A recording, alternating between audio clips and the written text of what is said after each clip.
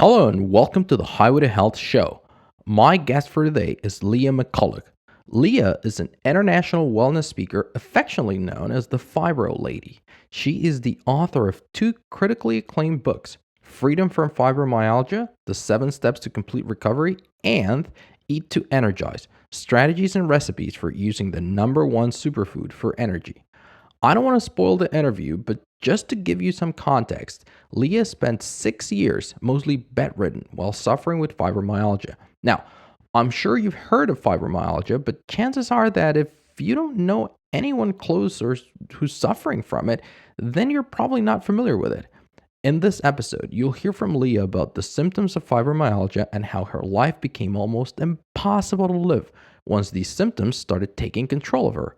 Thankfully, as many other patients have done with different conditions, she took ownership, learned as much as she could, and managed to turn it around by following the recommendations she now gives to others going through it, both in her speaking and through her books.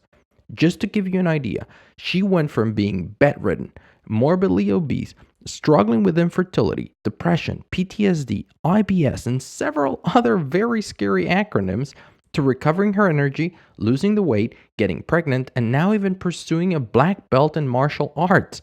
This is an incredibly inspiring story and one I'm sure you will learn a lot from, regardless of your own health. Now, before we go into today's episode, I want to remind you that I'm still taking applications to work with you, helping you smash every health and wellness goal you may have set for yourself this year. Let me help you make this the healthiest and most vibrant decade of your life. To get started, just head on over to dre.show/coach and complete an application. There you'll see I have health coaching programs for every budget, from group coaching for less than you spend on Starbucks to VIP one-on-one coaching. And there's even a free First Steps program that you can sign up for there. So there's really no excuses. All you need is the desire to improve your health. That's it. Remember, it's dre.show/coach. In any case, I don't want to keep you any longer. Here is my conversation with Leah McCullough.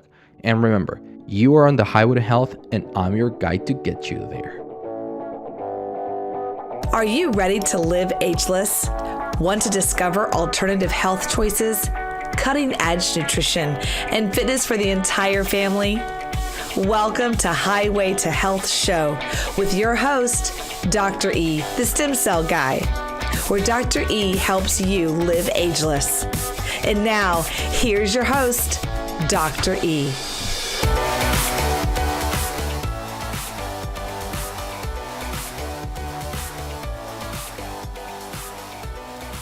So Leah McCullough, the Fibro Lady, joining us today.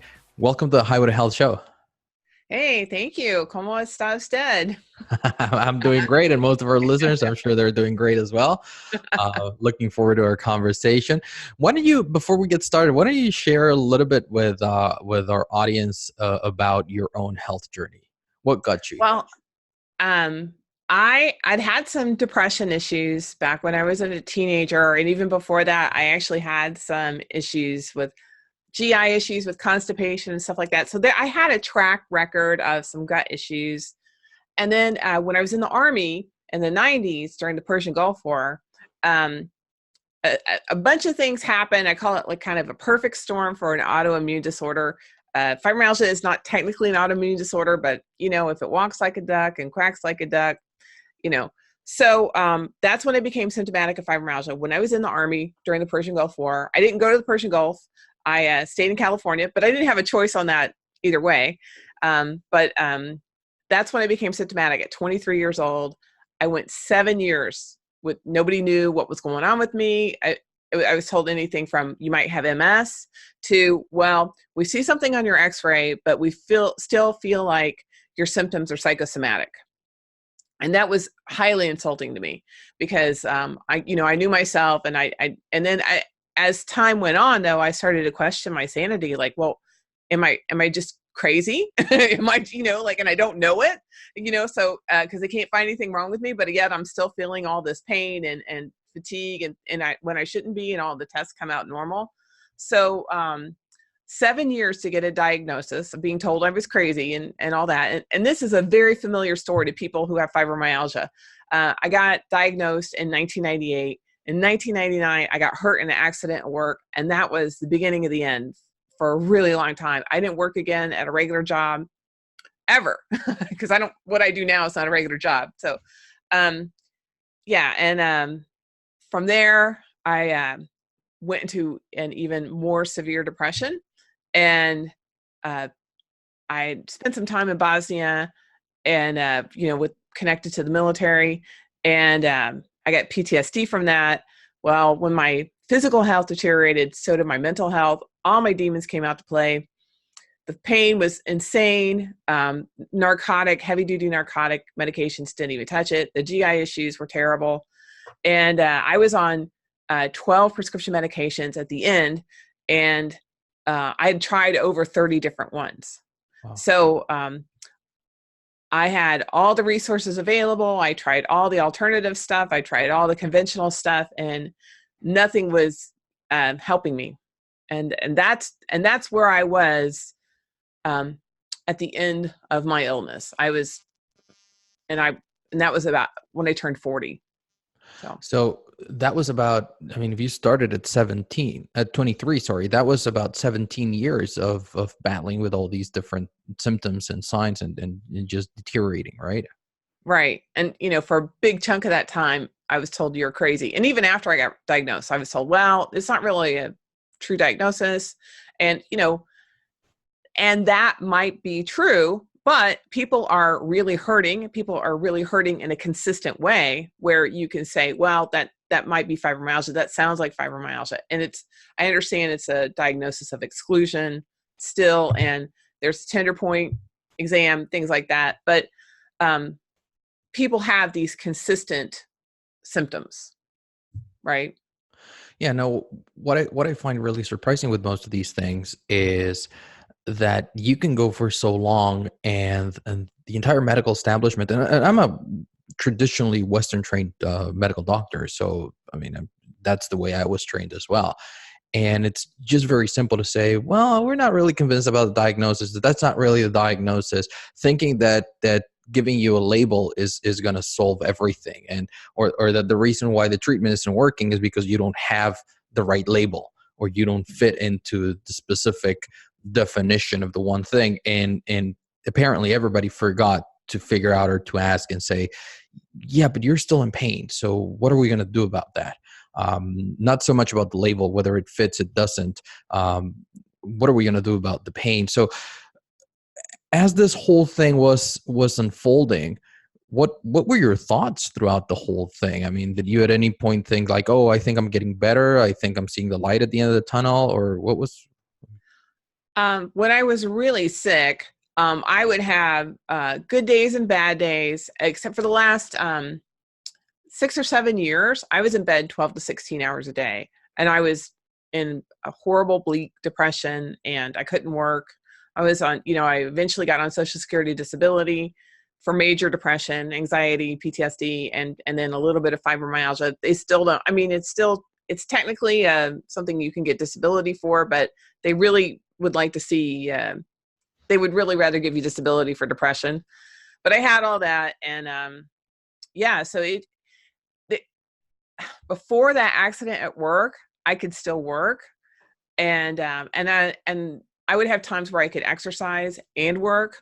But I was always still in pain. Like once it started, I was always in pain. It's just the pain got worse and worse and worse, to the point where I felt like suicide was my escape hatch, and that I was always going to leave that as an option. And that's a dirty secret in our community, that people accidentally overdose, or, when I was really afraid of doing that, or that they, that they're just going to end it because the pain is unbearable. And when I talk to people about what the pain of fibromyalgia is really like from somebody who's on the other side of it now, it sounds like I'm exaggerating. It sounds like, oh my gosh, how can these people be alive and be in that much pain? And it's like, yeah, you're getting it. It's crazy. So how do you explain this to people who have been on the other side? Because I mean, I've obviously never had fibromyalgia, and I'm guessing most of the people listening to us today, and that's why it's so great to have you here to raise awareness about this. they've never experienced it. Maybe somebody is listening who has experienced it and they want to learn your strategies. But for those of us who have never experienced something like that, how would you describe it? Well, I guess to make it simple and for something that a lot of people can relate to, it's like having a really bad case of the flu, but no real fever, but a bad case of the flu without the respiratory stuff. And but the body aches and the fatigue and the feeling flat like that, but you never get well. I see. And that is in my experience of working with a few, it was very few really patients with fibromyalgia that we saw at our clinic for stem cell treatments. I think that obviously, well, the pain and the body aches, that's really, really bad, obviously. But I think, and correct me if I'm wrong, but the thing that drives most of you crazy is the constant low energy, that lack of drive of not being able to do things. It's not that you don't want to, it's just that you simply physically can't muster the energy to do it. Is that kind of like an adequate way to describe it? Right. So the pain can be kind of controlled to some extent. It can, at least the edge can be taken off, but the fatigue, there's not a lot that can be done about that when you're in the depths of it, you know? So, and a lot of things that help take the edge off create fatigue. So it's kind of a catch-22. Exactly. Yeah, because it's not like, for pretty much everyone else, it's, well, if you want to have high energy throughout the day, all you need to do is exercise for a little bit in the morning or do something along those lines. But if you already have a tank that is almost always running on empty, then you're not going to invest that in exercising because that's only going to spend the whole thing, right? Right. And I get really frustrated when, a lot of doctors, they say, well, if you just exercise, you'd recover from fibromyalgia or you get better. And actually, it can be detrimental to people. And that's not talked about enough. It can actually exacerbate what's going on and make people feel worse for longer. And the reason is because exercise detoxify you on a mechanical level with your lymphatic system. So your body can't handle the toxins as it is. That's why it's in toxic overload. That's why it's fatigued. That's why you're in pain. It's interrupting metabolic processes. So when you add more to the mix, it's like revving up a broken engine. Now, you mentioned something interesting again, and it is about doctors not really fully understanding what the condition is. And Yeah. it has, for the last couple of years, it has really surprised me, really shocked me how many doctors treat conditions that they're not fully knowledgeable about. And I'm seeing this so much right now, especially in my field, in the regenerative medicine field, in stem cell treatment field, because suddenly doctors find themselves with access to a stem cell product, specifically in the US happens a lot. So they find themselves with access to a stem cell product that they can simply inject, and then they realize and they decide that they can treat anything that can be ever treated with stem cell treatment. So then you're suddenly seeing an ortho surgeon who all of a sudden is now offering treatments for autism and cerebral palsy and fibromyalgia and rheumatoid arthritis and all these different conditions because he has access to stem cells, but they don't really fully understand the condition. They don't understand what is broken that triggers those symptoms, what is not working well, and most importantly, in my opinion, they don't understand the patient suffering from it. Because Right. there's two components to practicing medicine. One is understanding the condition, so what's happening in on a cellular level and a tisular level, what's going on there that's creating all these symptoms. But the other is trying to empathize and to understand and to really kind of like get a feel for what the patient may be going through. And I'm not saying that you have to have had that condition, but I'm saying that once you've seen a couple hundred of patients like that, you start empathizing. And that's something that is severely lacking with conditions such as fibromyalgia. Was this kind of like your experience throughout, the years that you were waiting for treatment? Well, first I want to say I like doctors, and some of my best friends are medical doctors. Girl I grew up with, she's a medical doctor, and we're still really good friends to this day. Um, Here's what I think. I think maybe one of the reasons why doctors will utilize stuff that they're not exactly completely proficient in is because they're belly to belly with people, that are in pain. They can see they're in pain, and they're healers. They want to help, they have compassion. So they want to use any tool they can to help. And they're like, well, the risks might outweigh, the potential risks are this, here's the potential benefits. They talk to the person, hey, do you want to try it? I mean, I can see that kind of playing out. Now, and doctors are human too. So when they're faced with somebody who has so many different things going on and nothing they do works, it's frustrating. It's super frustrating because fibromyalgia does not fit the mold. Most chronic conditions are not helped with Western medicine anyway. Most chronic. There's a few that are, but fibromyalgia is one of them that is definitely what helps with fibromyalgia is definitely alternative stuff, and the conventional stuff just, it suppresses the symptoms so, people can kind of function, but it really doesn't get at any kind of the root issues, and it doesn't really help in the long run. Yeah, exactly. And I didn't mean it to throw doctors under the bus. As a matter of fact, like I said at the beginning, I even told you I'm a traditionally Western trained physician, and that's why I know the things that happen. And what I mentioned about it is it has more to do with the fact that a lot of the times, because and I agree with you, I don't think that it is like other people think, that it's just greed and that it's just, well, they just want to do everything. No, I do think that it is that desire to help, but what I'm trying to get to is that there are different components that we need to fully understand in order to treat a patient and to help them heal. Because really, as physicians or as any health professional, our main job is to facilitate healing. And really, we cannot do that or help a patient heal if we don't fully understand both the condition and how the patient is going through it. So that's basically what I wanted to say. Now let's switch. I didn't think you were throwing doctors under the bus, though. I just wanted to clarify. Sometimes people think that about me, and I'm like, no, I think doctors are really trying to help, and I think they're fighting with one hand tied behind their back, on a lot of this stuff. Absolutely, yeah. Especially in most medical healthcare systems and insurance-based systems, doctors are fighting a lot of the times with both their hands behind their back. Exactly. So yeah, it is very, very difficult. Now here's the interesting part. What changed? When did you realize that this isn't working and we need to do something different? Okay, so this is a little bit of like woo-woo mixed with something like really concrete physical. Okay. Perfect. Love the woo. Yeah, the woo-woo part. Okay. So this is back when Oprah was on daytime TV. So this is like 11 or 12 years ago. So it was a long time ago. And I watched a lot of daytime TV because I wasn't doing anything else. Tell me that now Oprah also cures fibro. No, but she was a catalyst, and she's a great catalyst for a lot of stuff. I love her Super Soul Sunday stuff. So I was lying in bed and her and Jack Canfield were having a discussion about have an audacious goal. And I got really depressed because I thought, man, if I won the lottery, everybody wants to win the lottery, get a flood of money, my life wouldn't change. I might be in a better bedroom, but I'd still be in bed all day and I'd still be suffering. I was at a dead end with all the stuff I could do.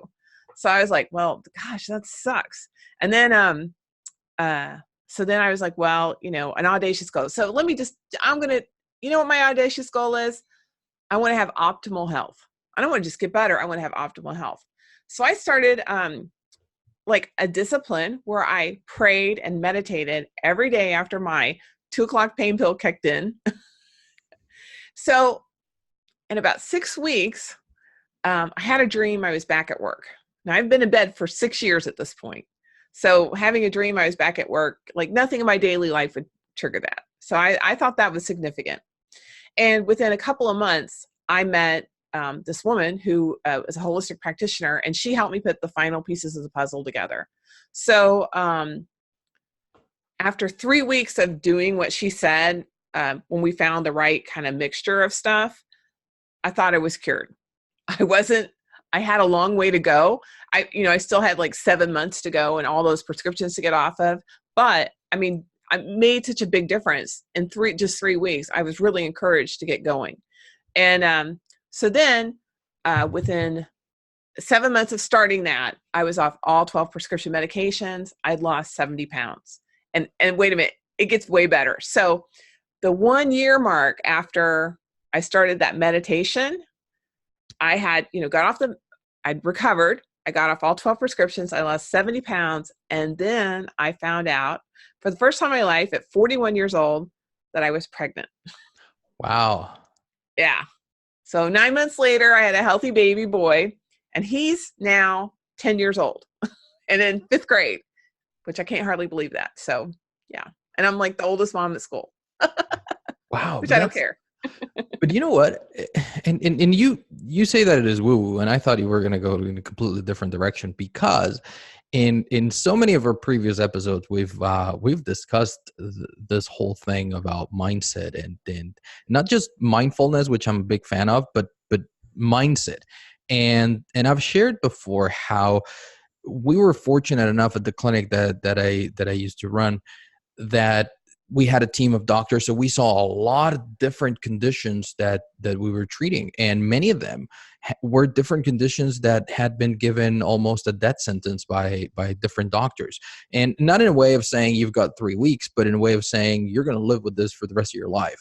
And we're Right. just monitor you every 6 or 8 months and see how much worse you're getting. And basically that's Oh what you've gosh. got, Yeah. for the rest of your life, right? And what we saw was that people who came in with a positive mindset and with a positive attitude, they did much better. And Mm-hmm. and if you look at them in paper and you see their numbers, their labs, their charts, everything, the two people look pretty much the same or similar. However, one of them had a positive mindset and the other one had that defeated mindset, kind of like saying, well, my doctor told me that this is not going to work. He's convinced this isn't going to work, but my wife dragged me down here, so let's give it a shot. It's not going to work. We knew it. It's like, you know what? We're not going to see any improvement. And on the other hand, the other people were like, no, you know what? I was convinced, and something inside me told me that this was something I needed to try. And so I did, and here I am. And then a couple of weeks later, they're doing much, much better. So not surprised at all that was your catalyst. And Yeah. again, very important to say, it's not just that. It's not just wishing and No. dreaming. Then you put in the work. But if it helps Right. you get to the point where you put in the work, then that's the definition of a catalyst, and it's so important. Right. And physical things happen. Like, there were supplements involved. There was changes made, but I was open to it then. I think I could have passed right by the cure for fibromyalgia. And this was not labeled the cure for fibromyalgia. This was labeled, like, here's something to help you get healthier. And I thought, well, first of all, there's no such thing as an incurable disease. So why not fibromyalgia and why not me? And also, if there's a way to find it, I'm going to do it. I'm going to try everything. And in the meantime, I'm going to be as healthy as I can be with what I can do. That was my attitude. Exactly. And I think that is such an important attitude of saying, you know what, sure, there are a lot of things that I cannot do, but among all the things that I can do, these are the ones that I'm choosing to, and these are the ones that I'm choosing to focus on. And I think that's a great testimony. Now, here's another interesting thing. What happened, and you mentioned that it took you about 6 weeks. So what happened during those first 6 weeks? And at some point that was a catalyst. You said, you know what, I'm just going to start focusing on this. I'm going to start, visualizing and praying about this. But it took 6 weeks for it to really start kicking in. Did at any point, second or third week, you go like, oh my God, I'm just wasting my time. This isn't working. Honestly, I didn't have anything else better to do. But I also was inspired by my 90-year-old Oma in Germany. She couldn't do anything to help around the house. She was 90. She was watching TV all day. She was actually watching the Pope on TV all day, and really loud, and so she could hear it. And she felt like her job was to pray for everybody. And she felt really connected and like she was really contributing by praying every day. So that's one of the reasons I didn't give up, because I really didn't have anything else better to do. I had what I call the faith of a mustard seed, right? And I just well, I don't have anything else better to do. I'm going to try it. Plus, I feel like I am contributing by praying. And, and it yeah, so that's what happened in those 6 weeks, that kept me going. And then having that first, yeah. And then I had some insight. So the really great thing about meditation, I think one of the best things, besides inner peace and calm, which is super awesome too, is being open to insights. And people have different beliefs about where they're from, but nonetheless, they helped me. And so I was at the doctor's office, and the doctor I went to, really lucky to have him in my life. His name's Hal Blavin. He's a former president of the American Holistic Medical Association. And he was probably one of the top doctors for fibromyalgia in the world. And he was nearby me in my hometown in Cincinnati. And he had just come from a conference, and he had this book by Dr. Sherry Rogers called Detoxify or Die. So I picked it up. Now, I'd already, because of these insights I've had, I already started putting money in my budget to try something every month. So I'm like, okay, I'm going to try it. So I had money to buy the book, which was like, I don't know, $13 or something. So she had this great book about how all these toxins are messing up all these metabolic processes in everybody's body. But she didn't really have a lot of actionable answers, in my opinion, for somebody with fibromyalgia to get the toxins out. So then when I met this holistic practitioner in like December of 2007, I think it was 2007. Yeah. She was talking about detoxification with a mineral called zeolites, which that sounds like a brand name, but it's its geological name, clinoptilite zeolites. So I was like, yeah, I'm going to buy that, because I was kind of primed in my mind because I'd read all these steps that had to happen beforehand. And nothing really happened with it. Well, she got back to me and she says, hey, try this colonizing probiotic. And I'm like, look, I've tried probiotics. I've got them at the health food store. I bought them online. I even got them at the doctor's office. They don't do anything for me. She's like, well, this one's different. It's colonizing. I didn't really understand what that meant, but I was like, okay, whatever. At this point, I mean, I would have eaten extremely anything. I would have eaten dog poop if I thought it would have helped me. I mean, that's how desperate I was. So, and this stuff is not necessarily pleasant tasting. So that's when, in 3 weeks, when we got the colonizing probiotic plus this clinoptilite zeolites together, they work synergistically. It was like, instead of 1 + 1 = 2, it was 1 + 1 = 200. And that's what got me out of bed. That's what got me my life back. And that was what's made everything else work. I see. What did you think the first couple of days when you suddenly woke up one day and you're like, wow, I feel like I can do things? Oh, I was shocked, because I was like, wait a minute, like the pain's worse. I can move. I feel, what has she done to me? I'm sure. Yeah. After, 17 years, I mean, it's gotta be a shock. So a very positive one, I'm sure. Well, she had recovered from fibromyalgia. So I was like, this was my only hope. Like, this is the only person I've ever met that's recovered from fibromyalgia and something I can do. I met a lady before who had an angel healing. So she'd had a spontaneous healing. So I'd never met anybody who had it's something covered. Yeah. With like something I could do. How do you end up meeting her? She was given a talk called "Why Is Everyone So Sick?" locally, and I saw it in a little free magazine, and I'm like, I don't care why everyone's so sick. I want to know why I'm so sick. Wow, that's great. And 3 weeks later, your life turned around. Big time. Yeah, it was amazing. And I'd like, I'm cured. And she's like, no, you got a long way to go. And I'm like, what?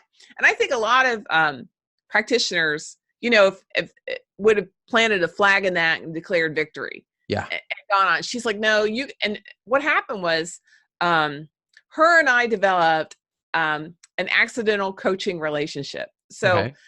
I got better, and her and I started doing some business projects together.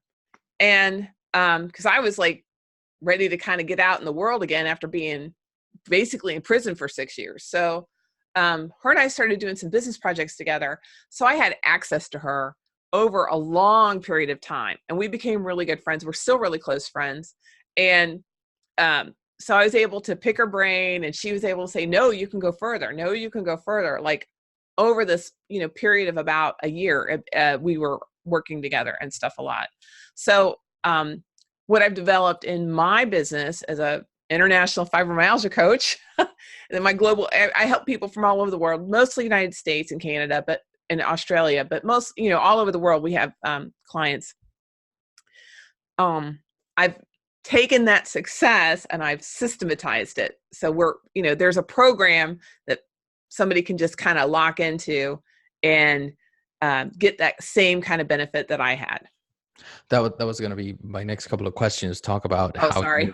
No, it's fine. It's fine. And talk about how you're currently, your role helping people with fibromyalgia. Now, the interesting thing behind this, and I'm pretty positive that's going to be the answer, is that what you're suggesting, and probably, and I don't know them, but I'm guessing that probably some of these protocols and some of these lifestyle modifications and diet and all these different things, they are not to specifically treat fibromyalgia, but really to lead a healthier life. So it's something that pretty much anyone can follow, because it's probably Right. avoiding toxins, avoiding unnecessary exposures, eating well, doing a little bit of this, just living healthily. Is this accurate?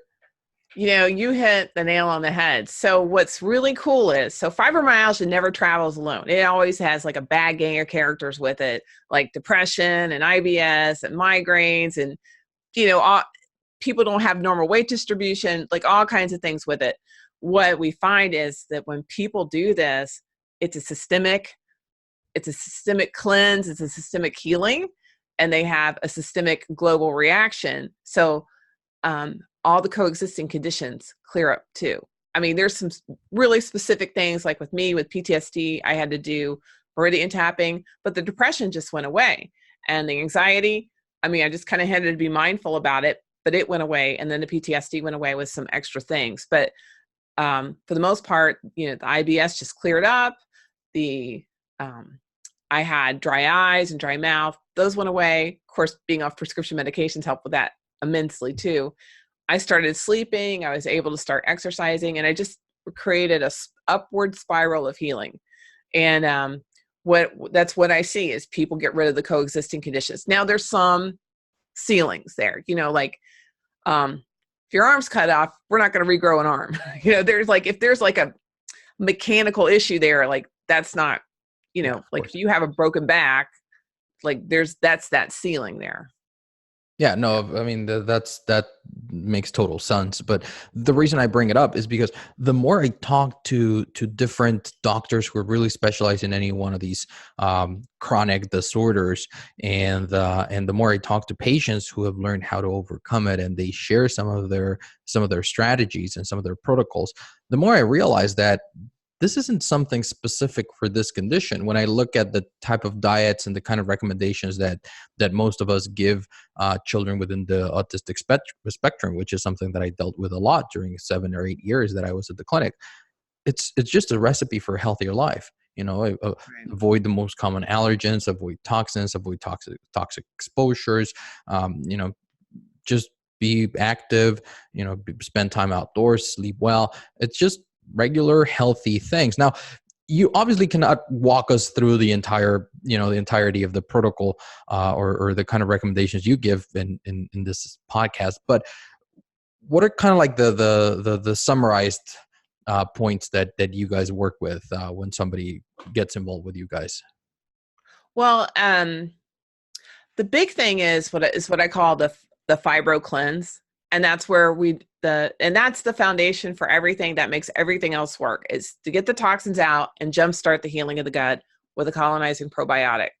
And it doesn't have to be like a specific brand, but the fibroladystore.com, it's a convenience for my community to have like kind of one-stop shopping. And there's a lot of supplements in that store that are usually only available in doctor's offices. And I got special permission from the manufacturers to have them in the store, specifically because the fibromyalgia community is so underserved. Like I had pre-hypertension, pre-diabetes, pre-heart disease. I could have gone, I had depression. I had all these things going on. I could have gone in any direction. I chose the Fibro Lady because people aren't being helped and people are suffering now needlessly. And Yeah. I really wanted to make a difference. Yeah, I think it's really good that you recognize that, because a lot of the time, like you said, it would have been easier for you from a business point of view, from a business perspective, to just go into hypertension or metabolic syndromes or depression. But realizing that there is a community, there's a group of people who are suffering, who are going through something that you're very familiar with, and that you probably don't wish upon anyone, and decided to serve them. I think that's incredibly valuable and profound, and speaks volumes of about your mission, to help other people. So I think that's really, really good what you're doing now. Thank you very much. I appreciate that. So where can people, for instance, anyone listening to us right now, where can they go to find out more about all these things?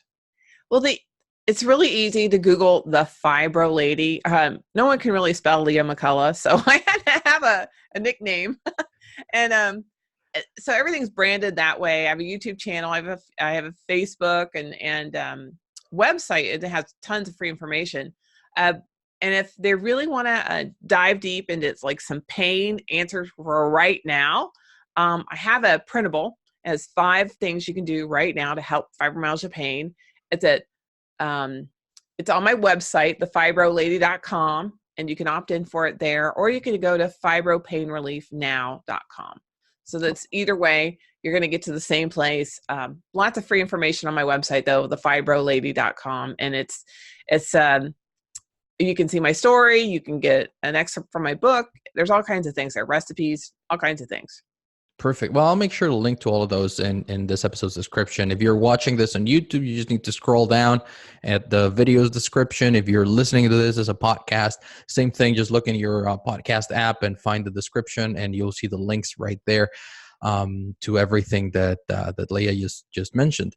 Now, the other thing that I wanted to ask you, and maybe I don't remember correctly, but as far as I recall, Fibro affects mostly women. Is that correct? I get a fair share of men. And what I've found is that men will have very similar symptoms, but it'll be diagnosed differently. So about 10, 15 years ago, if they'd been in the military and they'd been in the Persian Gulf War, they got Persian Gulf War syndrome. And it has 90% the same symptoms as fibromyalgia, which if I had spent one day in theater, they would have said Persian Gulf War syndrome, by the way, even though I didn't have to my knowledge, I did not have the anthrax shot. So then they'll get like myofascial pain disorder, or they'll get chronic fatigue. I see a lot of men with chronic fatigue, and then they'll also have pain, but they won't get diagnosed with fibromyalgia. So I don't think it's as prevalent in men, and I think that has a lot to do with muscle mass opposed to fat cells, because toxins are stored in fat cells, and women have a higher percentage of fat in their body, even if they're of optimal weight. Yeah. And people with fibromyalgia mostly tend to not be a healthy weight, whether it's overweight or underweight. It's a smaller subset of people who are underweight, but it's actually a much more dangerous situation when they're underweight. So I think that has a lot to do with it. And then I think men may not, I think there's a lot of men, especially younger men, that help themselves to cannabis to cope, and then they don't feel like they need to go to the medical doctors, because women go to medical doctors 7 times more than men do. Yeah. Yeah. I see. That's actually an interesting insight, because you're absolutely right. Men, we're far more likely to self-medicate with either legal or illegal substances, and you're right. A lot of the times, it's also that shame of seeking out and calling out for help. You were mentioning something right now, and I wanted to ask you, obviously, as someone who has figured out a way to sort of reverse most of these symptoms, what do you think causes or triggers this fibromyalgia? And obviously, I understand you're not a doctor and all these different things, but in your opinion, and I even want to say in your expert opinion, because you actually have in fact been through it for so many years and helped so many people. So what do you think is causing this fibro in people? Because the medical establishment doesn't seem to agree on that. Well, when you look at what helps, that's a clue to what the cause could be. And getting to the root of the root of the root is always an interesting question. But what I see is when they do this detoxification protocol where they're getting heavy metals out, volatile organic compounds, plastics, and things like that out of their body, and at the same time, they're jump-starting the healing of the digestive system. So there's gut issues. And that means, they have leaky gut. They don't have the microbes in there. I'm friends with a gastroenterologist. He's like, what you're saying, we don't do. We're barely touching on this. He says, I'm sending all my IBS and fibro patients to you. I'm like, good. But it's those two things combined, the toxins disrupt and displace all the metabolic processes. Like if you think about the Krebs cycle, which, in college, I was a biology major in college. So the Krebs cycle, that makes ATP. Mm-hmm. Mercury displaces sodium in the Krebs cycle. And when you're making bone, calcium's displaced by lead. We are the most calcium fortified nation in the world. You can buy orange juice with extra calcium in it, which is kind of crazy. Yet we have super high rates of osteoporosis. Why is that? Where's the lead coming from? Where's the mercury coming from? There's toxins in our air, in our water, medications, food. So, and also like with GMOs, the glyphosate, the Roundup, that kills the microbiome inside your body. So and the antibiotics and things like that. So it's a whole slew of things, but fortunately, there's modern answers for our modern world. Yeah. That's exactly the reason why I wanted to ask you, because the more I learn about these different conditions, the more I realize that most of them are linked to things that we are eating in a way, because most of them originate in our gut. And because we've damaged our gut one way or another, whether it is with, medication, antibiotics, toxins, all of these different things. That was probably the one thing, and I've said this before many times, when we started treating autism, I really didn't know anything about autism. We started treating autism because this doctor who was referring patients to us kept sending them down. So we realized that, okay, we're going to see a lot of kids with autism. We better start learning about it. And what I realized that I was shocked about, and I know it is shocking for a lot of doctors, is that autism is not a neurological disorder, for instance. It is a gut disorder that manifests neurologically, but it all starts in the gut. And there are so many other conditions where the problem is that we have, in a way, wiped out our microbiome. We have damaged our gut lining, and we're absorbing a bunch of stuff that we shouldn't be absorbing. And we're having all these different effects on a cellular level. I had a very similar insight. I was at a natural health conference, and how they have breakout sessions, and you go like, I'm going in the cancer room, I'm going in the heart disease room, I'm going in the diabetes room. Heal the gut, heal the gut, heal the gut. Now some of the details were different, right? But it was just heal the gut, heal the gut, heal the gut. And what I do that's really different is get the toxins out in a gentle way, profound but gentle way. So a lot of people, they're like, I've tried probiotics, I've tried detoxification. Like, you probably haven't tried zeolites in this way, combined with a colonizing probiotic, because there's a ton of probiotics on the market. Hardly any of them are colonizing, just a handful. And zeolites just is kind of now coming on the market, even though I've been recovered for 11 years. I thought by now it would be more well known, but there's a difference in when it's kind of the raw zeolites that you just kind of grind up, as opposed to something that's been put through a chemical process and activated. I see. So where it's hungry for toxins, and there's a little bit of expertise needed there, because some people with fibromyalgia are so super sensitive. They have like multiple chemical sensitivities.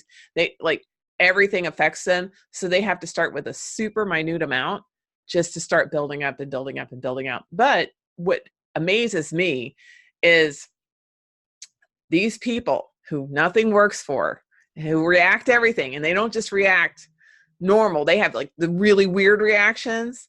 Even with a minute amount, they get results in about a month.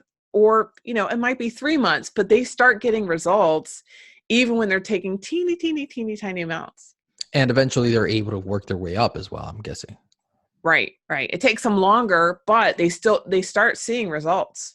And that's what's important. Most of the time, what people really need, especially in conditions like that, is just to recover that hope, just to see something that kind of puts them again in the right, facing the right direction, and not thinking, well, no matter what I try, I keep bumping into a wall, and suddenly saying like, oh, we're not there, we're not even nearly there, but at least I feel like I'm making progress. I feel like it's getting better, little by little, but it's getting better.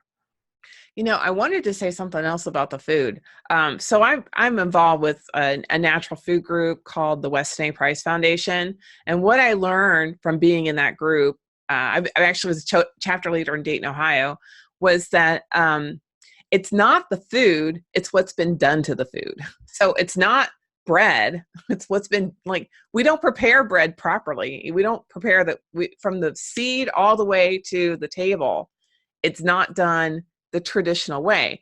If we look at our ancestors, they were healthy, they were robust, and they lived to reproduce generation after generation. So if you looked at what your great great great grandparents ate and what they did with their lives, and they worked hard and had fresh air and sunshine, everything was organic then, right? They also had straight teeth. They didn't have their children weren't wearing glasses. I mean, I think half the kids in my son's school wear glasses, just about, it's like a lot. And I think that's a nutrition thing, partly, expressed, there might be like a genetic expression of that due to some sort of lack of a nutrition, but I'm going to digress there. But I see like, it's not the food, it's what's been done to the food. If you eat, pasture raised eggs that are organic, and if so it's not the eggs, it's not the cholesterol, it's like it's the soy that's been fed to the chicken who's trapped in a little cage, it's an automatic farm, like if you have a chicken that's happy and eating bugs and zooming around in the sunshine, you get an egg that looks like sunshine, the yolks are orange. That's what builds an entire animal, like the brain, the eyes, the feathers. I mean, what could that do for you, And that's how I look at it. Like, it's the good food has been very much maligned. Yeah, exactly. I think that's the word. And, for several different reasons, and convenience and shelf life and a lot of things. And again, I don't think we've gotten to this point because, food manufacturers are evil. I just think that evolution has gotten us to the last 3, 4, 5 decades of evolution in terms of how the food manufacturing has evolved, has gotten to this point. But it is about time that we start recognizing that it's not really serving us, and that it hasn't served us for the last 40, 50, 60 years, but we're now really noticing it. We're now really seeing those results, and it's time to start turning those things around. I'm a big fan of the Weston A. Price Foundation, and oh, good. And I follow a lot of the recommendations. As a matter of fact, with our baby, that's awesome. How when he stopped breastfeeding, and we followed a lot of those recommendations, and we're very intense in a way about what he eats, because of how vulnerable he's at this point. He's 2, and he has all these different vulnerabilities that maybe as adults we're okay and we don't suffer as much, but for him, we want him to avoid those for as long as possible, as long as he'll let us. And yes. and then eventually he'll find his own way. But what I want is, when he's aware of the effect that certain foods have on him, I want him to be able to notice that. If we start numbing his system right now with sugar and with gluten and with all these different things that we believe aren't very beneficial to him, he won't be able to tell the difference. So we want that to be important.